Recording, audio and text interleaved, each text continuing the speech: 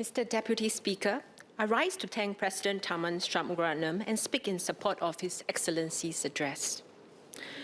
As we look back in our nation's formation journey, Singapore has indeed been on a remarkable journey. To me, ours is also a never-ending journey because this House can and will always strive to do better for our Singaporeans. I pause at this juncture to register my utmost gratitude towards all who have given me the opportunity and support to continue this journey as a member of this 15th Parliament, especially to my Woodgrove residents.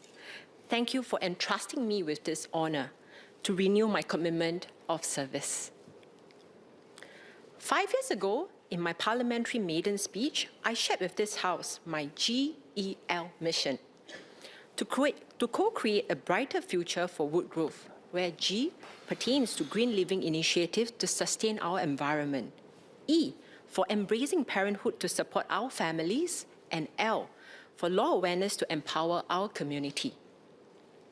With the support of our residents and working hand in hand with our ever-supportive community partners, we turned those missions into reality and built an active, vibrant Woodgrove where residents are proud to call home. Today, I want to build on this foundation, drawing inspirations from the Draft Master Plan 2025 and the Prime Minister's recent National Day rally to transform the northern parts of Singapore, where Marsiling UTGRC is situated, into a more family-friendly, senior-friendly, live, work, learn and play hub, while ensuring our residents can realize their Singapore dreams through determination, passion, and lifelong learning. During the NDR, PM dispelled the myth that the North is Ulu. As PM's fellow Marsiling UT MP, I too seek to assure fellow Singaporeans that not only is the North not Ulu, but the planned developments will further transform the North into a modern and vibrant regional centre. We will be welcoming many accelerating projects in the pipeline, such as the commencement of the Johor Bahru Singapore RTS link operation next year, which will be an additional land link to Malaysia, the expansion of the Woodlands checkpoint to shorten clearance waiting times, reducing traffic congestions, yet enhancing security, including also the redevelopment of Kranji Racecourse into a new major housing development project, just to name a few. But I want to take this opportunity to share a few additional ideas and suggestions which I've received from my Woodgrove residents to transform our North even further. With the sports schools relocating as part of the Kallang Alive Master Plan, many of the residents have expressed a pity if the site is converted to be yet another housing project. Instead, we should try our best to retain as many of the state-of-art facilities there as possible and convert into the facility into a recreational hub for the benefits of the residents. One resident even remarked, if we have a downtown east in Singapore, why can't we have an uptown north here? I further suggest that the premises can be enhanced further to incorporate the green and sustainable solutions, supporting family health and bonding, including aging in place. Additionally, Yishun Innova JC will be relocated back to its permanent site in Woodgrove and open its doors at the newly upgraded campus in 2028. It will be an opportune juncture for MOE to also consider whether an ITE can be built in the near future in the new Kranji town, offering an even broader variety of tertiary education options for the youths living in the North. Mr. Speaker, I turn to now the topic on fertility support and embracing parenthood cause close to my heart. In 2022, I filed an adjournment motion titled Celebrating SG Families, Embracing Parenthood Through Live, Work and Play. In November 2024, I participated in the debate of the Child Development Co-Savings Amendment Bill during its second reading. And in February earlier this year, I moved a motion with my parliamentary colleague Mr. Zulkarnain titled Supporting Singaporeans in Starting and Raising Families. This motion was passed successfully. During the Committee of Supply in April this year, I spoke on fertility support for first-time parents. Today, I wish to highlight the need for more support for aspiring parents at the workplace. As highlighted repeatedly, the total fertility rate fell to a historic low in 2023. In 2024, the TFR remained at 0.97. This existential crisis we face is not over. I refer to the 2025 study conducted by Fertility Support Singapore with Milieu, and I quote, "Findings revealed that when it comes to facing fertility struggle in the workplace, stigma forces employees into silence. Fertility treatments comes at a career cost, and workplaces remain lacking in fertility support measures and benefits." As a matter of policy, surely we can do more. From the perspective of the existential crisis we face, definitely we must do more. The fertility journey is tough, beginning with the first stage of trying to conceive naturally, which, if unsuccessful, leads to seeking medical advice, and only where suitable can couples embark on initial treatment options such as IVF. The journey does not end there, as pregnancy may still elude the couples, or in the case of successful conception, would then require the couple to take extreme care to minimize the risk of pregnancy loss. Along this journey, couples face a gamut of challenges: physical, emotional, financial, and career-wise.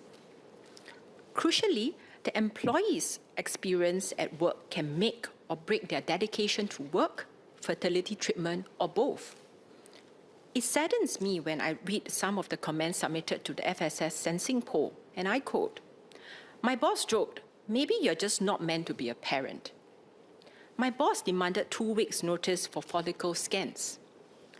Mr. Speaker, not only are such comments insensitive and unsupportive to an employee who is undergoing a challenging journey, they can feel like personal attacks.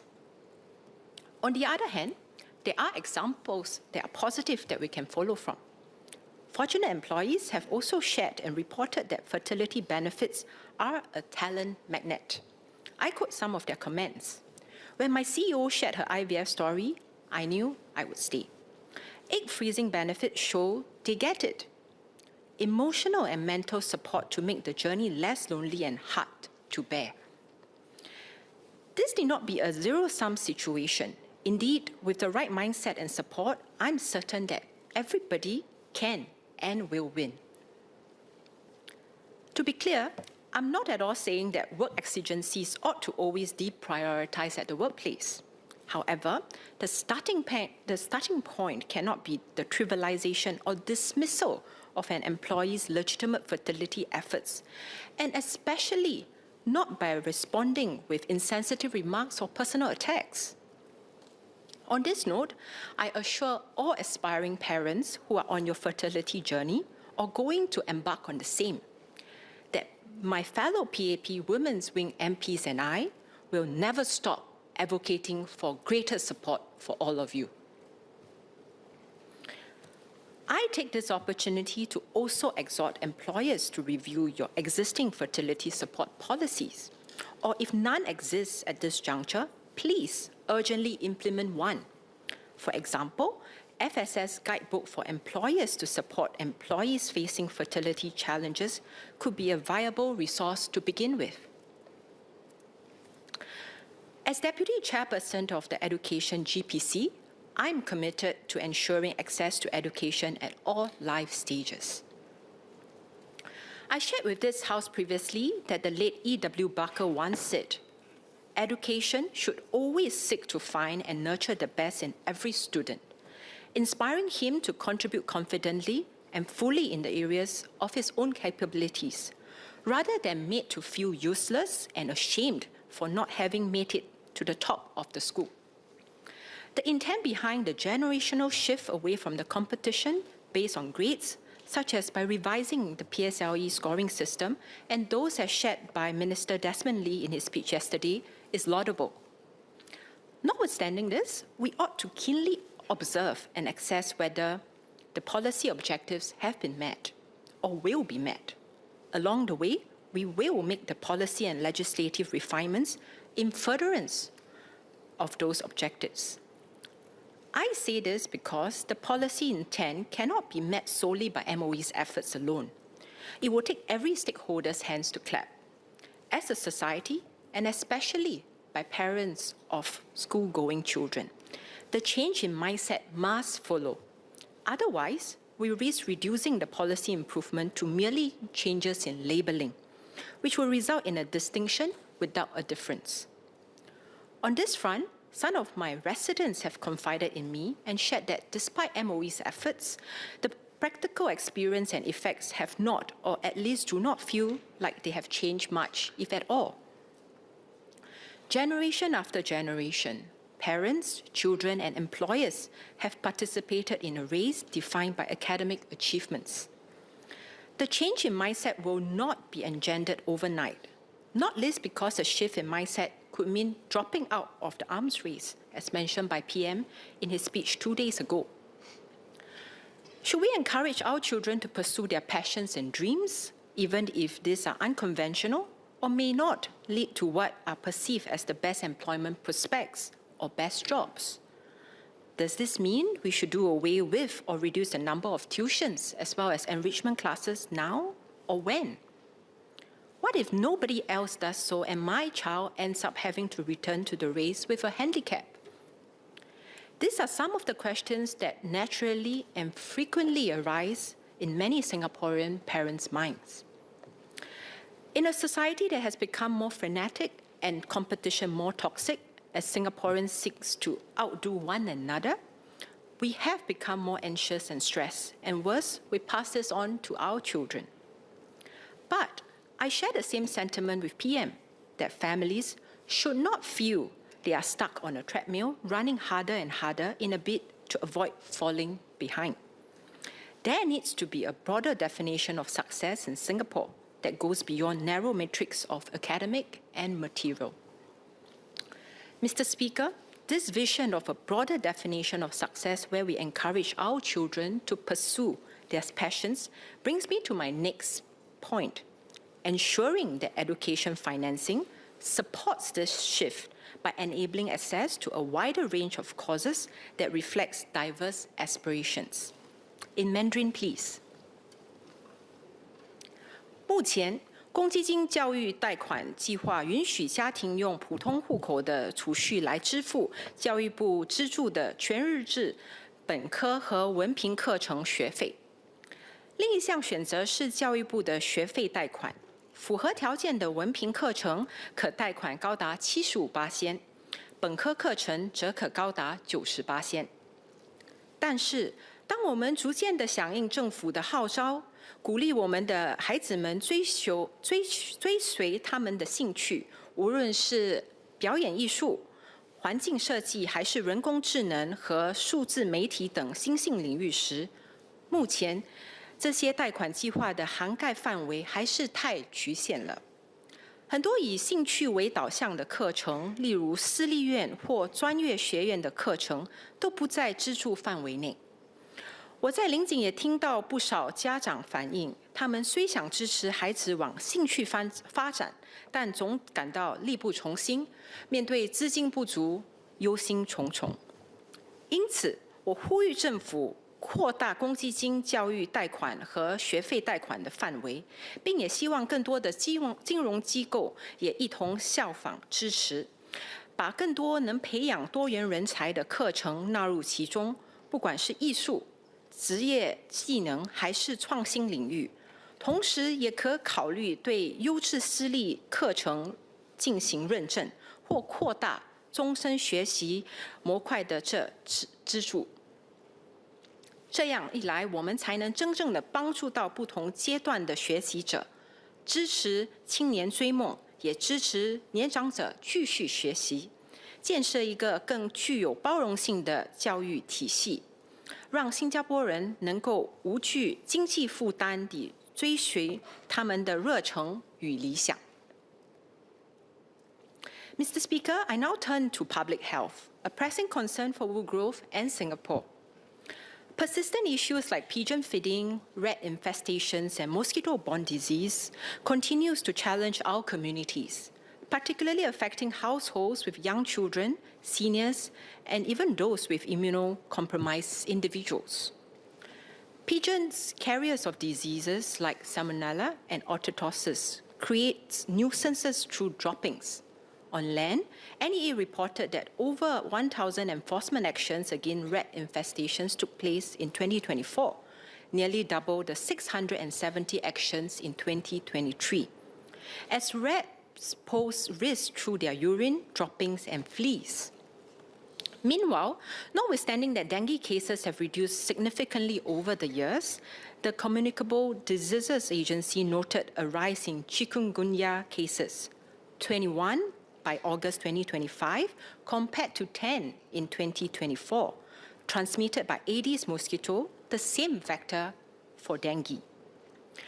During my house visits and community events in Woodgrove, residents repeatedly shared their concerns about these issues, despite intensified preventive and enforcement efforts by the community and agencies. While these efforts are commendable, they often address symptoms rather than root causes, leaving families worried about health risks. To tackle these challenges more effectively, I urge the government to explore innovative solutions, particularly putting in more resources to leverage on technology to identify and address the root causes of these public health issues swiftly. For instance, deploying more AI-powered surveillance systems, such as smart cameras or sensors that could map pigeon and rat activity in real time, pinpointing breeding hotspots or food sources like improper waste disposal. Earlier this month, SUTD announced that it has developed Singapore's first robot that can detect mosquito breeding sites and spray repellents. We should encourage and support our town councils to roll out more innovative ideas, aiming to significantly reduce manpower, time, and safety risks to resolve these challenging municipal issues. And I, for one, certainly hope that in the near future, one day, we can have a robot rat catcher. Moreover, technology should enhance community engagement. Over the years, we have been encouraging residents to use One Service app to report municipal issues such as pest sighting instantly for the relevant agency's rapid follow-up. However, we often receive residents' feedback that while the platform appears to update that the matter has been followed up and thus the case is marked as closed, these issues continue to recur. It will be helpful if we can continue to look into reviewing how such interactive app can be better enhanced and allowing opportunities for the residents to be kept regularly updated on the efforts made by the agencies in resolving the issue and how each of us can contribute towards resolving such issues. Mr. Speaker, One Service app should provide a one-stop solution to ensure that feedback is promptly followed up and municipal problems can be properly resolved expeditiously. By addressing root causes proactively as a community, we can create safer, healthier environment for our families and seniors. As a member of the Sustainability and Environment GPC and Action for Green Town champion for Marsiling UT Town Council, I will continue to engage our residents, relevant agencies and partners to drive these innovations and improve public health conditions, ensuring our communities thrive in line with our collective vision. Mr. Speaker, I conclude my speech by appealing to our Marsiling UT GRC residents, particularly my Woodgrove residents and fellow Singaporeans.